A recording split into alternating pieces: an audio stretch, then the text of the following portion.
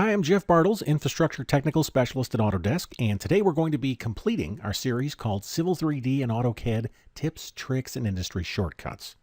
Throughout this presentation, we've been exploring several time-saving shortcuts that are associated with Civil 3D and AutoCAD. Those features have been presented in three major categories: interface, helpful tools, and workflows. Throughout the presentation, I've been using a rapid-fire approach so we can get through as many concepts as possible. This recording is focused on workflow tips and shortcuts, and it represents part 3 of the overall session. I've just launched Civil 3D 2016, and I'd like to start by opening a drawing. Let's open this file called Surface Holes. On my screen is a surface. Currently I'm using a surface style that displays triangulation lines, contours, and points. If we look closely, we can see this surface has a couple of holes in it. We'll say this is the result of some over-aggressive editing. Let's zoom in and we'll close up the holes. Now in many cases you can close the hole by simply recreating the missing triangle line. Let's try that. I'll select the surface, I'll open the Edit Surface menu and I'll choose Add Line, and then I will snap a line from this endpoint to this one. Perfect. Let me press Escape a couple times and we'll pan down and take a look at this hole. Sometimes when you have a larger hole it can be a little more challenging.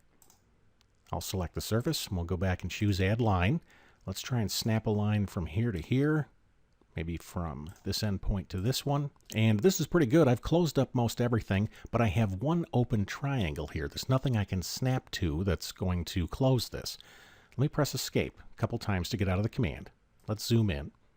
The way I like to close these is to select the surface. Let me go to Edit Surface and I'll choose Add Point. What I'm going to do is add a triangulation point along one of these edges. I'll just shift right click and choose Nearest, and I'll snap to one of the edges, and then I'll press Enter to accept the elevation. That did not change the surface at all. That elevation was consistent with that triangle line. Let me press Escape to get out of the command. As you can see, the hole's been closed. Now I'm going to go back and delete this point. That's why I'm using a surface style that's displaying the points. Let's select the surface. I'll go to Edit Surface and I'll choose Delete Point. I'll take that point away, and my surface is closed. Let's look at another way that you can close a large hole. I'm going to launch the undo command. I'll just type undo, and then I'll come down and choose back. We'll undo everything. Let's zoom in. Another way we can close a large hole like this is by creating a show boundary. First, I'd like to trace this edge. One quick way to do that is to select the surface. I'll go to my Properties palette, and I'm going to change the style to one that displays the border. This one displays the border only. That'll be perfect. I will then extract this line. I'll do that by selecting the surface, and then I'll choose Extract from Surface, Extract Objects. I'd like to extract the border. I don't want to extract all of them. I'll choose Select from Drawing, and then I'll click the green box. I'd like to extract this object, and I'll press Enter. I will then click OK. I'll press Escape to get out of the command. We will then select the surface, and I'll switch this back to the style where we started: points, contours, triangles. By extracting that boundary, I have a nice traced edge here. Now I'll go to the Modify tab, and I'll say I want to modify a surface. I want to add some data to it. I want to add a boundary. This boundary is going to be called Show. We'll make it a show boundary, and then I'll click OK. And I'll select this object and press Enter to close the hole. Let's look at another workflow. I'm going to close this drawing. We won't save changes. I'll open another. We'll open this file called Sample Drawing. This drawing represents like a company template, something we'd start with. Now that we're in the file, I'd like to X-reference a drawing. My External References Manager is anchored to the interface, so I'm just going to come over here. I'll right-click and say Attach DWG. We'll attach this file called Civil Objects, and I'll click Open. I'm going to accept all the defaults, and I'll click OK. I will then pan this up and we'll center it on screen. The drawing that I've referenced contains several Civil 3D objects. I've got a surface in here, I have an alignment, and I have a pipe network. Normally when we label objects, we tend to label them in the drawing where the data exists. We don't have to. Using Civil 3D, I can label through an external reference. For example, let's go to the Annotate tab, and I'll come down and click this price tag. This brings up the Add Labels dialog box. From here I can select the item I'd like to label. Let me open the feature menu and I'll choose Surface. I'd like to label multiple contours. I could change the styles if I wanted to, but these are perfect. Let me click Add, And then all I have to do is select the surface I'm interested in. Civil 3D finds it through the external reference. I can then click and drag my line to create my labels. Let's do a quick regen. These labels act the same through an external reference as they would if the surface was here in the local drawing. Let's try labeling the alignment. I'll go to Feature. I want to label alignment. Let's label multiple segments. We'll label the geometry in this case. I'll click Add, and I'll select the alignment, and we can see the labels. We have the same controls as if the alignment was in the native drawing, so I could pull this down, I could flip it to the other side. Finally, we'll put a couple labels on the pipe network. I'd like to label the entire network in the plan view. Let me click Add, and I'll select this. Maybe we'll flip one of these so it doesn't encroach on the curve label. The nice thing is, even though these labels are in this file, in the event the data changes, these labels will update as well. Let me close this dialog box and we'll try that. Let me open the external reference. I'm going to do that by selecting it. I'll right-click, and from the menu I'll choose Open XREF. This takes me to the drawing. From here I'll select this manhole and maybe we'll put it over here. I'll press Escape. We'll come up and save those changes. I will then jump back to the other drawing where I'm given a notification that my reference file has changed. I'll click this hyperlink to reload, and when I do, we can see that not only does the geometry update, but all the labels update as well. I always like to put things back the way they were. Let me go back to my civil objects drawing, and I'm going to back up to the point prior to where I did my grip editing. I'll save the changes.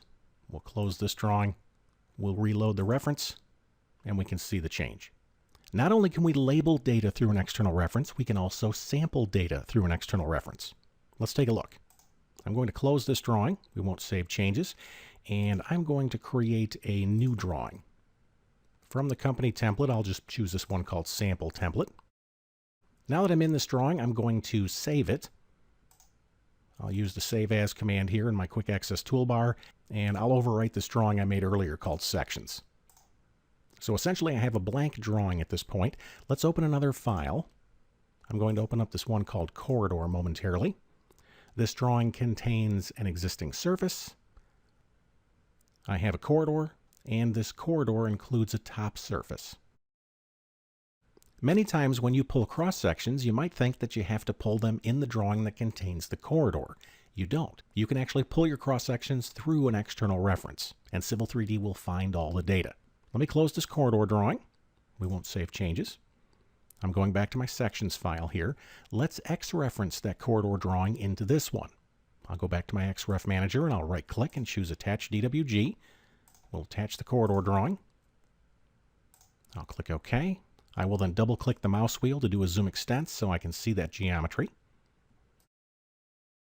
If you want to create cross-sections in a separate file, the only object that needs to be in this drawing is the alignment. Currently, my alignment is coming through an external reference.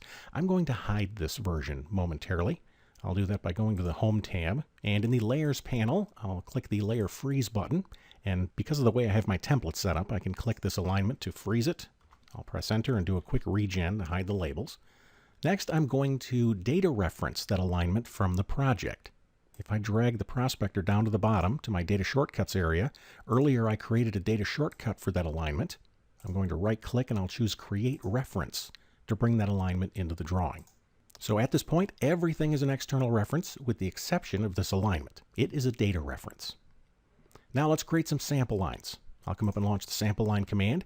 It asks me to select an alignment. That's why I have to have the alignment in the drawing. And we can see in the dialog box, it has found the existing surface, the corridor, and the top surface through that external reference. I can sample that data. Essentially what I'm doing here is assigning the styles that I want to see in my cross sections.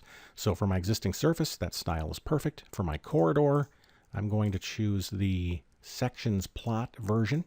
And for my top surface, I'm going to choose my proposed surface style. I'll click OK. I can now place my sample lines. I'm just going to open this menu and I'll choose by range of stations. We'll accept the defaults here. Looks like I've got 90-foot swath width to the left and right. And I'm going to be dropping these every 100 feet. Let me click OK and I'll press Enter.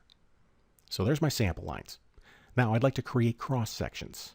I'm going to create these at 10 scale. So let me change my annotation scale to 10. And then I'll come up and choose Create Multiple Section Views. I'll be creating my views for the Main Street alignment using my sample line group. I do want to change the view style or the grid style for these sections. I'll use the plottable version that I created. Let me click Next. I'm going to pull these in a production configuration so I can put them on sheets. And I will select a drawing on the network that contains layouts that are configured for cross sections. Let me select this template file and I'll click Open. It has a layout configured for cross sections at 10 scale, so I'll make sure that's selected and I'll click OK. Group plot style. How do I want these sections arranged on screen? I want them in the plot configuration. Let me click Next. Offset range and elevation range, I'm going to keep the defaults. Section display options. This is giving me a second chance to select styles for the cross sections. One thing I am going to do here is, you know what, I'm not going to draw the top surface because the corridor is going to include geometry from the daylight all the way up and over down to the other daylight. So I don't need to draw that top surface. We'll turn that off. I'll choose Next. Let's put in a data band at the bottom. I'll choose my band set. This is going to place the section offset labels along the bottom. Let me choose Create Section Views. And then I will place these right here.